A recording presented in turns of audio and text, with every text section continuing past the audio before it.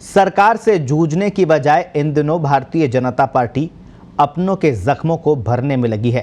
एक जख्म भरता नहीं कि पार्टी नेताओं के बयान दूसरा जख्म दे देते हैं।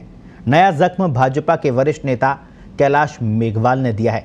मेघवाल ने कटारिया की बयानबाजी को लेकर सवाल उठाए और उनके ईमानदारी के दावों को खोखला बताया। इस पत्र के वायरल होने के बाद भाजपा में सियासी तूफान आ गया और पार्टी नेता डैमेज कंट्रोल में लग गए हैं। खुद प्रदेश प्रभारी अरुण सिंह को जयपुर आकर मेघवाल को मनाना पड़ा। आखिर कैसे, देखिए इस खास रिपोर्ट में।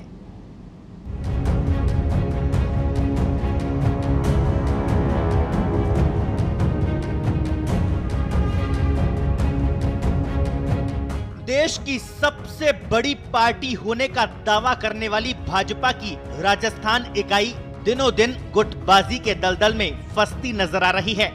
खेमों में बटी पार्टी में नेताओं की बयानबाजी ने आलाकमान के माथे पर चिंता की लकीरें खींच दी है। आलाकमान के लाख समझाने के बावजूद बयानबाजी का दौर थमने का नाम नहीं ले रहा। नया मामला नेता प्रतिपक्ष गुलाबचंद कटारिया से जुड़ा है। पूर्व विधानसभा अध्यक्ष और पार्टी के वरिष्ठ विधायक कैलाश मेघवाल के एक लेटर बम ने पार्टी को हिलाकर रख दिया। संघनिष्ठ और ईमानदारी का प्रतीक माने जाने वाले कटारिया का इस पत्र में मेघवाल ने जो महिमा मंडन किया है, शायद ही किसी को ये बातें गले उतर पाए।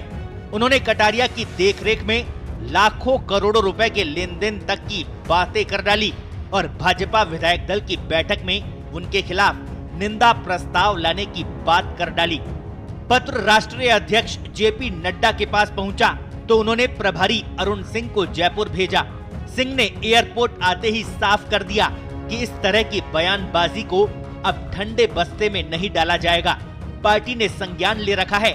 उधर पूनिया ने इस बारे में किसी भी तरह की टिप्पणी से इनकार कर दिया। नेता प्रतिपक्ष ने कहा कि पार्टी जो निर्णय करेगी वो मुझे सहर्ष स्वीकार है। तो राजेंद्र राठौड़ ने भी साफ कर दिया कि कटारिया की कार्यशैली से हम खुश हैं। जो भी कहीं भी किसी प्रकार का वक्तव्य देता है जिससे पार्टी को नुकसान होता है, सही समय पे पार्टी उसको भी जरूर ध्यान में रखेगी। लोग बातचीत करेंगे, प्रभारी जी भी आएंगे, लेकिन पार्टी की तरफ से ऐसा कोई गंभीर मसला नहीं है। ये जरूर है कि भारतीय जनता पार्टी आंतरिक लोकतंत्र की पार्टी है, सबको अपनी बात घर में कहने का हक है।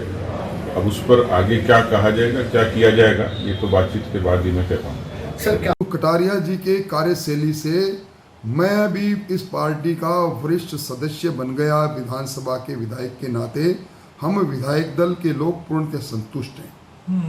निंदा प्रस्ताव और हम किसी विधायक दल, मुझे पूरी उम्मीद है कि विधायक दल किसी भी प्रकार के निंदा प्रस्ताव को स्वीकार करने की दूर उसको विचार विमर्श में भी नहीं लेगा। आदरणीय कैलाश जी मेघवाल ने मेरे विरुद्ध एक निंदा प्रस्ताव लाने का पार्टी के प्रदेश अध्यक्ष सतीश पूनिया जी को कोई चिट्ठी लिखी है और भी कुछ उन्होंने आरोप लगाए उस चिट्ठी में।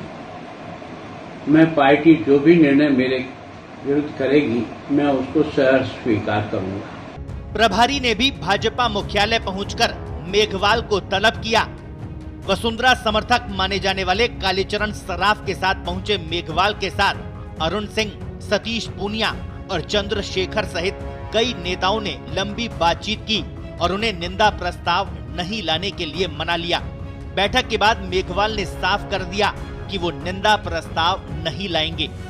पार्टी के हित में हमको काम करना है, पार्टी को आगे बढ़ाना है और इसलिए कल निंदा प्रस्ताव लाने का मैंने विचार छोड़ दिया।